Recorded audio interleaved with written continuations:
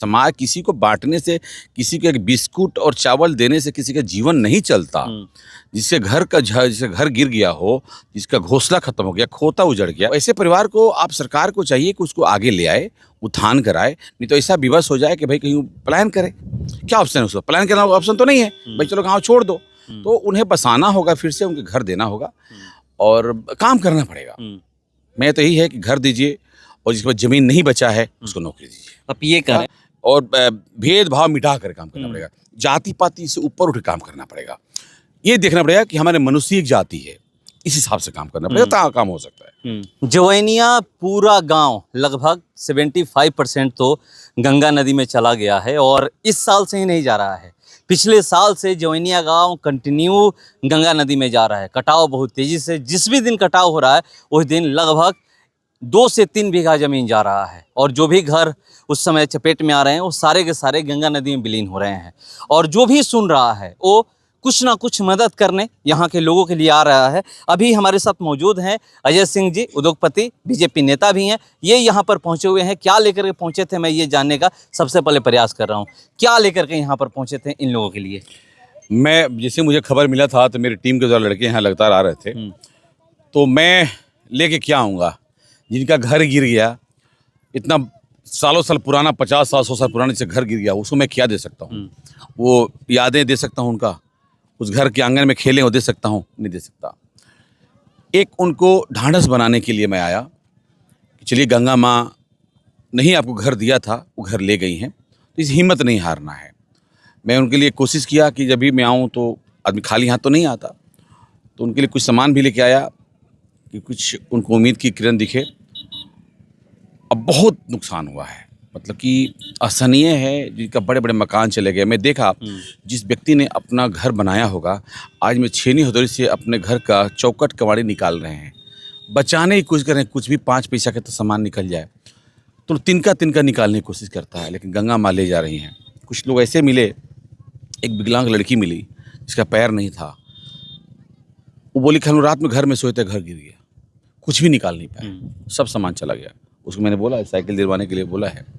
तो बहुत दुखदाई है, असहनीय है, इस पे काम करना चाहिए, कदम उठाना चाहिए। पिछले साल भी कटा हुआ था 60 घरों का, उसका भी घर नहीं बना, पैसे मिला लेकिन घर। मैं कहूँगा आपके माध्यम से सरकार को भी और अपने SDM, BDO साहब और DM जो भी हैं कि इन लोगों को पैसे मत दीजिए, इन लोगों को घर बना के दीजिए, अस्थायी घर दीजिए।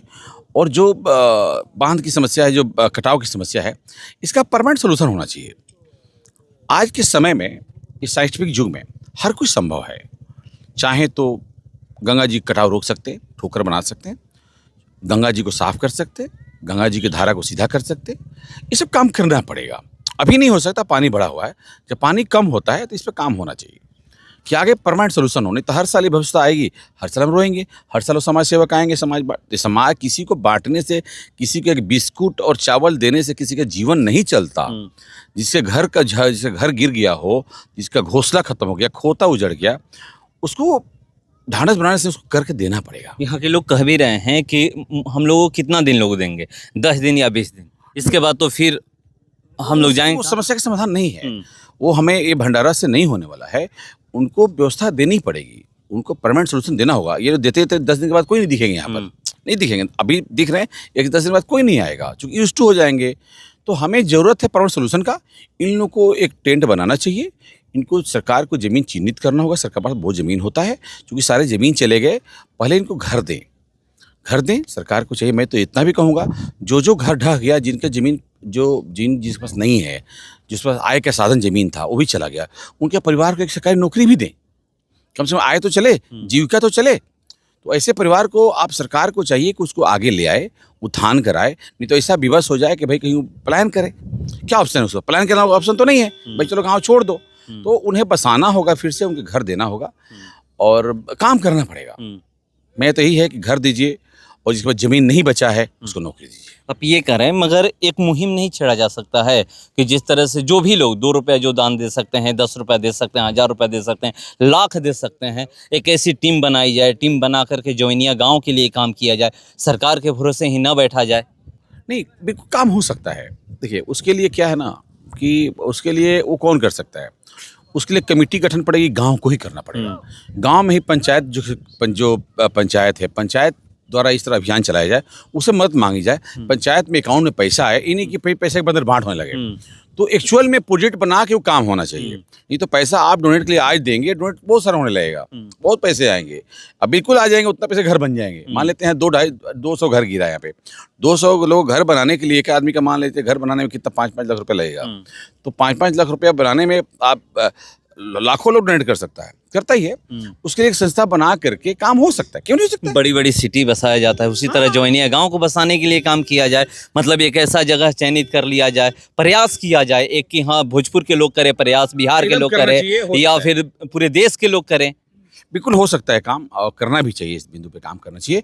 मैं भी प्रयास करता हूँ। जो आपने बोला सुझाव बहुत अच्छा है। यहाँ के पंचायत है, मुखिया जी हैं, सरपंच हैं, यहाँ के वार्ड्स हैं, उन लोगों को इस तरह कमेटी बनानी चाहिए और हम लोग को बतानी चाहिए कि हम लोगों ने संस्था खोला है, इसलिए अकाउंट नंबर खोला है, आप इसे डोनेट कराइए, हम लोग डोनेट करेंगे, डोनेट कराएंगे भी। इस पे बात किया जाए, बिल्कुल बात करनी चाहिए। मतलब जो भी लोग हैं ऐसे, मतलब आसपास भी सिर्फ गांव के लोग ही नहीं, जो जिससे आप मिल रहे हैं, या फिर जो भी लोग मतलब उस टाइप के हैं कि मतलब सक्षम है कि कर सकते हैं। बिल्कुल सक्षम है, हो सकता है जमीन खरीद के उनको बसाया जा सकता है, एक जगह चयनित करके 2-4-5-10 बीघा जमीन लेकर के एकदम बसाया जा सकता है। अब बसाना भी चाहिए। आपका सुझाव बहुत योग्य था और मैं कहूँगा कि इस समय काम हो, और ये काम बाहर के लोग नहीं कर सकते, यहीं के लोग करना पड़ेगा, बड़ा दिल दिखाना पड़ेगा। यहाँ पे इनको क्या लगता है, अरे साल गिर जाओ, आपको पहले द्वेष हटानी पड़ेगी।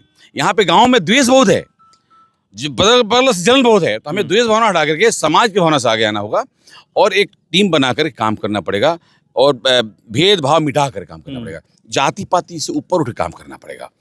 ये देखना पड़ेगा कि हमारे मनुष्य एक जाति है, इस हिसाब से काम करना पड़ेगा, तो काम हो सकता है। हम लोग प्रयास करेंगे। तो देखिए कैसे काम करना होगा, एक मुहिम छेड़ा जाए। मैं प्रयास कर चुका हूँ, सवाल किया हूँ, और ये कह रहे हैं कि हम अपनी तरफ से तैयार हैं, मगर पूरे गांव को बैठाना पड़ेगा, पूरे पंचायत को बैठाना पड़ेगा, बैठा करके तब जाके इस पे बात हो सकती है। तो चलिए हम लोग प्रयास करते हैं, और 1-2 लोगों से हम बात करेंगे और जानने का उनसे प्रयास क्या ये हो सकता है। फिलहाल इसका इतना ही, बने रहिए हमारे साथ। नमस्कार।